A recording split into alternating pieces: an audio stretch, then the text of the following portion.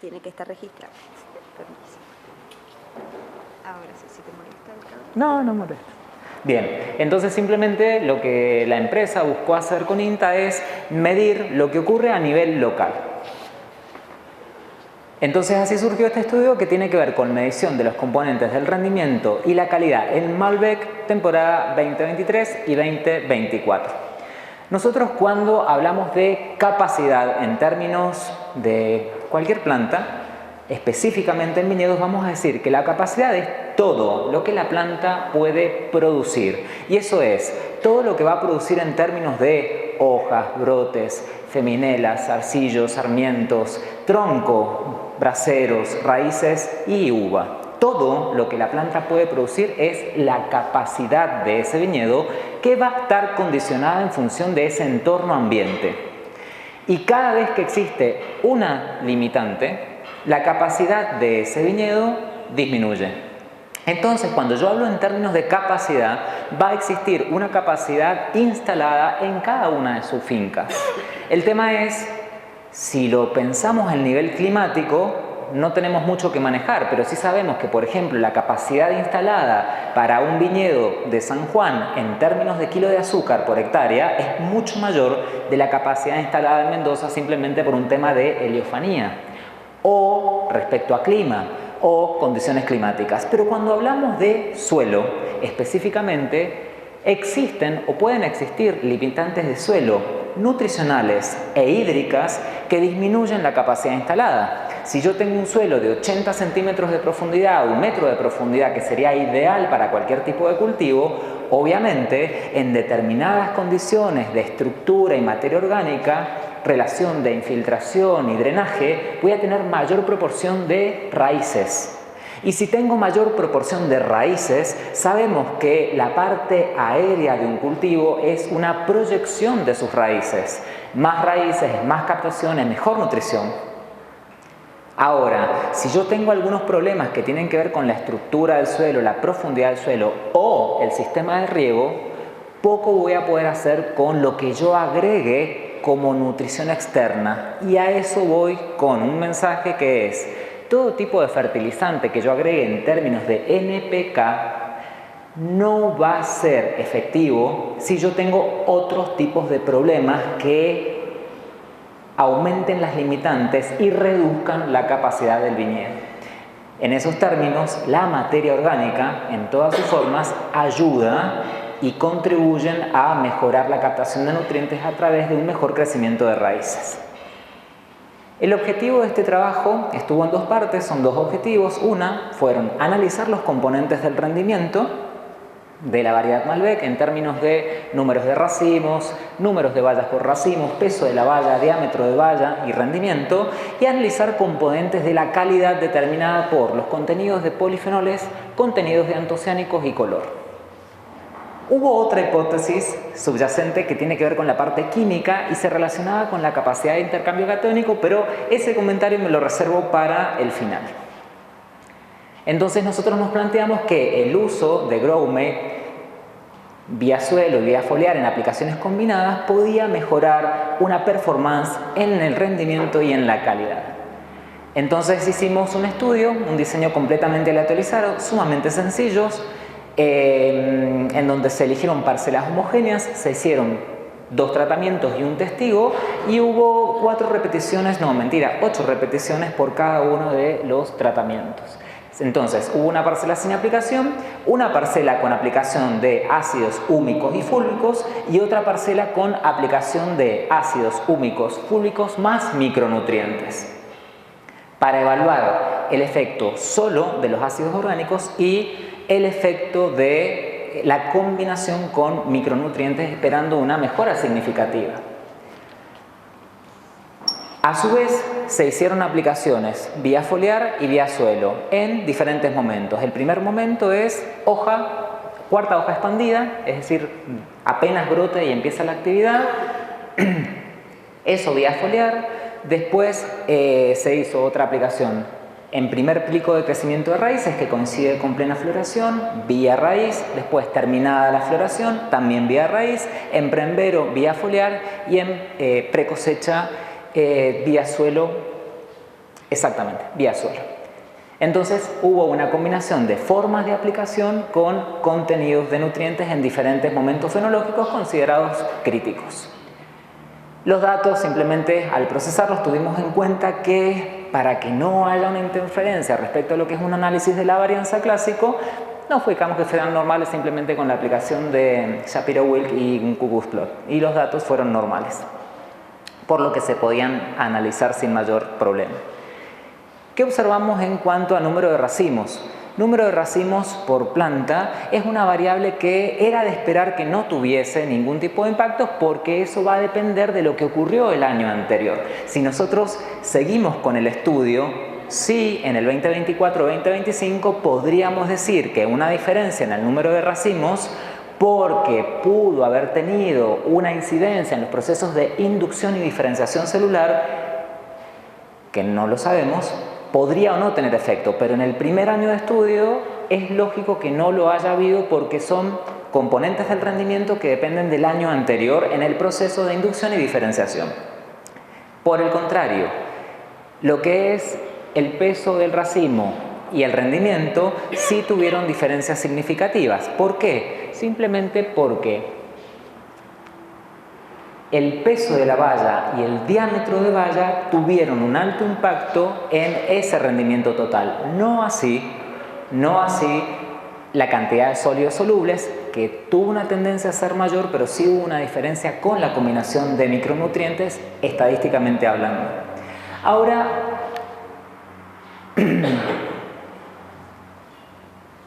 si yo analizo esas variables del rendimiento, peso de valla, diámetro de valla, rendimiento, peso por planta, peso por claro, en todas las variables no hay diferencia entre el uso de ácidos húmicos y fúlvicos combinados con micronutrientes. Por lo tanto, a priori podemos decir que el efecto de la aplicación del micronutrientes es menor que el efecto del uso de ácidos húmicos y fúlvicos solo. Es decir, ¿qué esperábamos? Que el efecto combinado de un micronutriente potenciara más allá, sinérgicamente, el efecto de los ácidos húmicos. Pero no encontramos eso, y eso fue una sorpresa para el equipo, porque la primera hipótesis decía que el micronutriente podía ayudar mucho más. Y lo que se observó fue que puede ayudar, pero sin diferencias, lo que económicamente puede tener un impacto en el bolsillo del productor a la hora de generar un mayor ingreso o generar un mayor costo. Esa es una discusión que queda para el debate. Cuando analizamos los compuestos del rendimiento, entonces ya sabemos si el efecto de ácidos húmicos tiene un efecto positivo con los componentes del rendimiento del año. Ahora, si analizamos la calidad, vamos a observar que no hay diferencias ni en el compuesto o en la cantidad de contenidos fenólicos ni en la cantidad de contenidos antociánicos, pero sí hay diferencias en lo que hace al color. Y hoy el color es una de las variables que más nos interesa. Y otra de las variables que hubo o que tuvo diferencia fue la fracción de radicales libres secuestrados por antioxidantes. ¿Qué vimos en el color? Que en donde hubo ácidos húmicos, la intensidad de color es mayor, dada por saturación, que es lo que en la columna se observa como C. Luego, la L, la luminosidad, fue más alta en el testigo. La luminosidad justamente es lo contrario de la saturación y es lo que habla de ausencia de color o poco color o menor proporción del color. Y después tenemos los matices que no indican mucho más allá de una variación entre los azules y violetas más concentrados hacia esas tonalidades cuando estamos hablando de la aplicación de ácidos húmicos. Y donde encontramos mayor fracción de radicales libres secuestrados también fue como componente de calidad en donde están los ácidos, donde se aplicaron ácidos húmicos y fúlvicos. En conclusiones, vamos a poder decir que si nosotros usamos ácidos húmicos y fúlvicos en 5 momentos, es decir, si yo hago ese es el otro tema. En este estudio hemos acompañado todo el ciclo con aplicaciones vía suelo y vía foliar. Eso generó nuevas hipótesis porque nos preguntamos qué pasaría si me voy directo a solo el suelo y concentro ácidos húmicos y fúlvicos en el suelo. ¿Y por qué nos preguntamos eso? Porque todo lo que vimos en términos de estrategia de micronutriente foliar sumó, pero no tanto. Es decir, sumó, pero no hizo la gran diferencia. Entonces, ¿dónde estuvo el mayor efecto? En donde hubo ácidos húmicos. Entonces, las nuevas hipótesis que nos planteamos tienen que ver con potenciar, más allá de la expresión vegetativa, potenciar el crecimiento de las raíces en el suelo. Hoy día sí sabemos que tiene un impacto positivo en los componentes rendimientos del año, no los que dependen del año anterior, porque no lo hemos medido, y tiene un impacto en el color, sobre todo, más allá del contenido de compuestos polifenólicos y antioxidantes. Podemos decir que aceptamos las hipótesis, mejorando el rendimiento y la calidad de las uvas. El rendimiento, si ustedes ven los kilos por planta, casi duplican cuando no hubo tratamiento. Eso fue como otra gran sorpresa, porque si nosotros hacemos un análisis de lo que significaba eso por hectárea, ¿qué pasa? Al no tener el número total y ser un número calculado por la multiplicatoria de las parcelas en los claros, nos daban números astronómicos, más de 300 quintales por hectárea. El tema era que esa extrapolación de más de 300 quintales por hectárea era mayor producción sin perder calidad. Y eso es plata. En términos de agricultura sostenible, es plata, porque yo en agricultura sostenible tengo que lograr producir en menor tiempo, en mayor cantidad y en menor relación de superficie. Ahora, si yo pienso, por ejemplo, en la parte química, que Cosme lo pone como una hipótesis fuerte, pero que es discutible, o no sé si es discutible, cuando nosotros vemos el análisis de capacidad de intercambio catiónico, en una temporada no observamos diferencias, pero eso es lógico porque la capacidad buffer de nuestros suelos es enorme. Entonces, en el largo plazo seguramente podrá tener algún efecto, químicamente hablando. En el corto plazo, si yo dejo inmediatamente de hacer una aplicación, el suelo recupera su capacidad normal o su estado normal. Es lo mismo que cuando se hacían aplicaciones de ácido sulfúrico o de otros ácidos de modo constante en el suelo para reducir el pH, y mientras duraba la aplicación los pH se reducían, pero cuando uno detiene la aplicación, por la capacidad buffer del suelo, vuelve naturalmente a su estado normal. Entonces se plantean nuevas hipótesis. Esas nuevas hipótesis tienen que ver con que la aplicación vía suelo es mucho más efectiva, que tal vez no sea necesario el aporte de micronutrientes si porque existe muy buen crecimiento de raíces o porque existen mejores condiciones de suelo, las raíces van a tener mejor captación de nutrientes. Entonces, en un nuevo ciclo de estudios nos plantearíamos estudiar las mismas variables, considerar la añada, porque ya tendríamos efecto de 2 años para evaluar específicamente número de valla por racimos y número de racimos por plantas, y modificar o fortalecer, no modificar, la aplicación de ácidos húmicos y fúlvicos vía suelo. Eso es todo.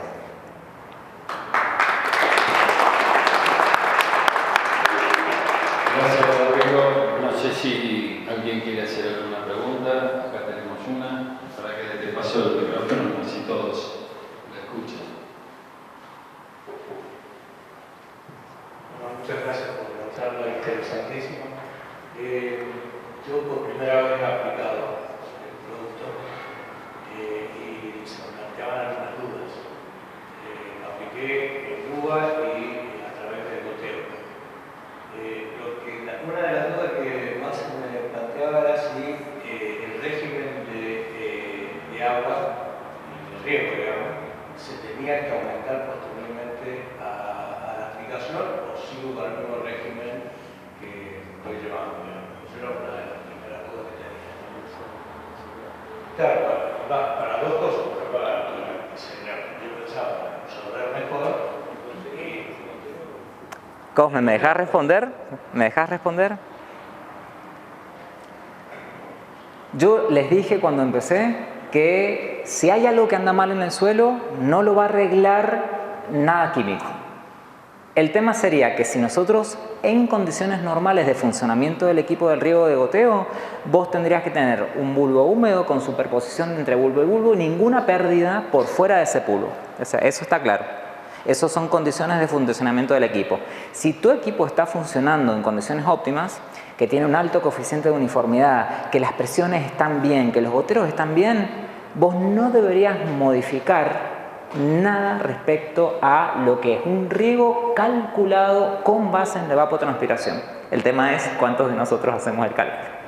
O sea, yo creo que si vos tenés un excelente cálculo, optimizás el funcionamiento del equipo, vas a ahorrar plata, no vas a perder agua, vas a aumentar la eficiencia de riego y vas a usar 100% del ácido que vos estás insuflando en el sistema sin tener que poner más agua. ¿Qué pasaría si el equipo tiene un bajo coeficiente de uniformidad? Una de las primeras consecuencias, te sugiero que lo hagas, lo cheques en el equipo, con toda la gente que está involucrada en el manejo de ese equipo de riego por goteo, es que vas a gastar más luz. La primera consecuencia. Vas a perder eficiencia porque parte del agua que estás erogando se va a ir por fuera del bulbo y fuera de la zona donde las raíces ya están creciendo. Y en ese caso, si aplicás los ácidos o aplicás lo que apliques, se va a estar yendo con esa agua fuera de la zona de exploración. Entonces, yo lo dije, agua tiene que estar para estas tecnologías 10 de 10, porque después me van a decir, Rodrigo, me estás vendiendo un buzón. No, entre las condiciones de trabajo de nuestros equipos INTA calculados para que funcionen con base en la evapotranspiración y dentro de un bulbo húmedo que no tiene pérdidas, no podemos permitirnos pérdidas, todo va a parar al 99% de las raíces. Y esa es la clave.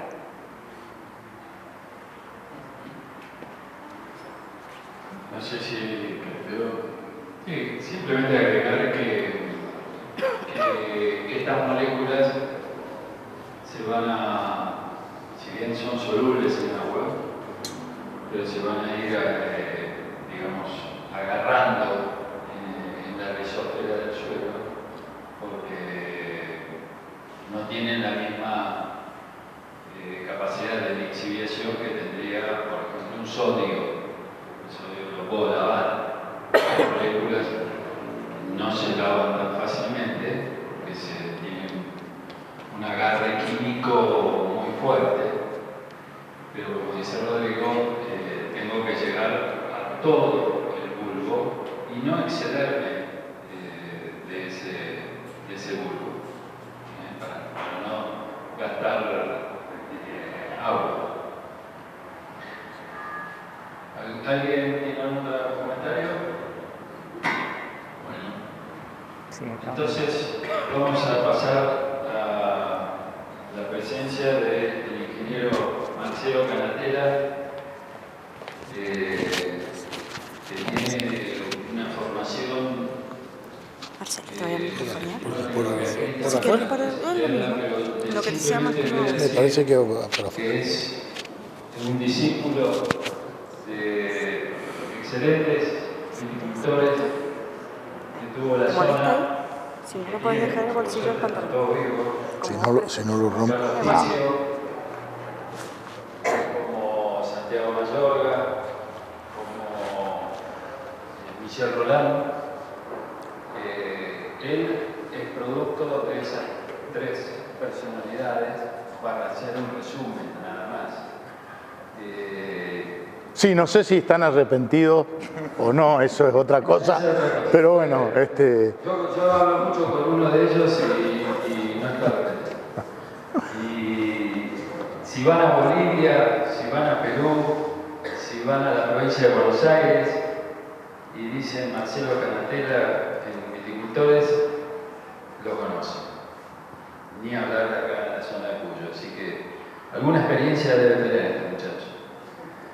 Marcelo,